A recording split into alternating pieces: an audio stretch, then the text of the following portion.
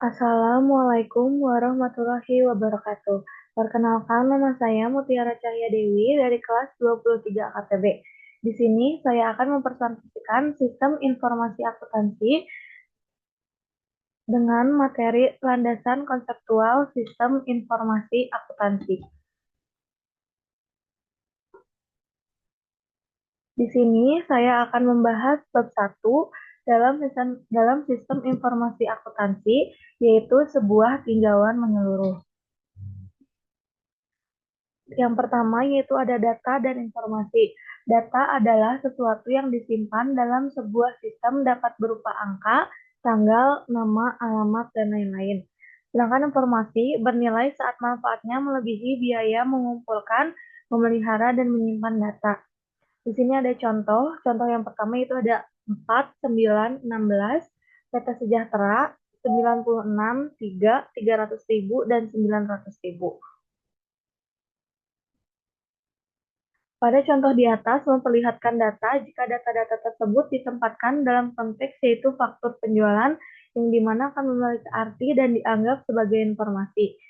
Yaitu ada tanggal faktur tanggal 4 bulan 9 tahun 2016, nama pelanggannya PT Sejahtera Raya, item 96, kuantitinya 3 dengan harga 300.000, total tagihannya 900.000.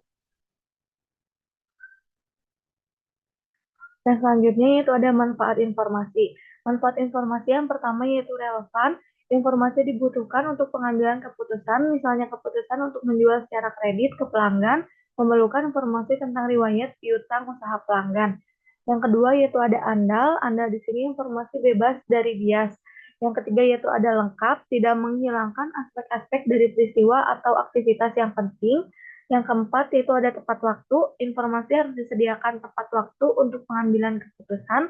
Yang kelima yaitu ada dapat dipahami, informasi harus disajikan dengan cara yang berarti.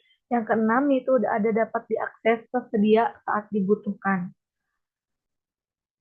Berikutnya yaitu ada proses bisnis. Proses bisnis adalah sekumpulan aktivitas yang terstruktur yang dilaksanakan oleh orang, mesin, atau keduanya. Transaksi di antara perusahaan dengan pihak luar perusahaan pada dasarnya merupakan pertukaran memberi-menerima. Proses bisnis yang ada di antaranya yang pertama yaitu pendapatan dalam sisi pemberi yaitu memberikan produk atau jasa dan di sisi penerima yaitu mendapatkan uang tunai. Yang kedua yaitu ada pengeluaran di sisi penerima yaitu ada mendapatkan barang atau jasa, di sisi pemberinya yaitu memberikan uang tunai.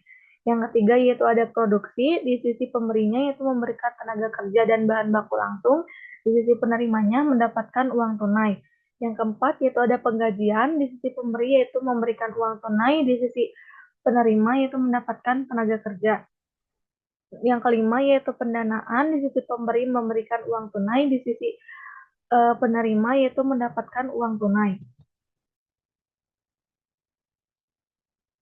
Berikutnya yaitu ada informasi transaksional antara pihak internal dan eksternal dalam sistem informasi akuntansi. Perusahaan melaksanakan transaksi usahanya antara pemangku kepentingan di dalam perusahaan atau internal stakeholders dan pemangku kepentingan di luar perusahaan atau external stakeholders. Pemangku kepentingan di alam perusahaan adalah para karyawan di dalam organisasi, misalnya karyawan dan manajer. Pemangku kepentingan di luar perusahaan adalah mitra dagang seperti para pelanggan dan pemasok serta organisasi di luar perusahaan, misalnya bank dan pemerintah. Sistem informasi akuntansi menangkap arus informasi di antara para pengguna tersebut untuk beragam transaksi bisnis. Berikutnya yaitu ada definisi sistem informasi akuntansi. Sistem informasi akuntansi dapat berupa sistem manual atau terkomputerisasi yang terdiri dari manusia yang menggunakan sistem, yang diantaranya yaitu ada proses, teknologi. Teknologi ini meliputi data, perangkat lunak, dan teknologi informasi, dan pengendalian untuk mengamankan informasi. Data transaksi dikumpulkan dan disimpan dalam bentuk informasi yang dimana keputusan bisnis didasarkan pada informasi tersebut dan perusahaan menyediakan pengendalian yang memadai untuk melindungi dan mengamankan data perusahaan. Selanjutnya, itu ada sistem informasi akuntansi dan strategi. Sistem informasi akuntansi dipengaruhi oleh strategi organisasi. Strategi adalah tujuan yang ingin dicapai oleh organisasi, misalnya peningkatan margin laba. Setelah tujuan ditetapkan, maka perusahaan dapat menentukan aktivitas yang harus dilaksanakan dan mengidentifikasi informasi yang diperlukan untuk mengukur pencapaian tujuan organisasi. Yang terakhir di sini itu ada sistem informasi akuntansi dalam value chain. Value chain itu yaitu rantai nilai. Value chain memperlihatkan bagaimana beragam aktivitas dalam sebuah organisasi memberikan nilai ke para pelanggannya. Ada dua, yaitu aktivitas utama. Yang pertama itu ada aktivitas utama, primary activities. Primary activities ini memberikan nilai ke pelanggan secara langsung.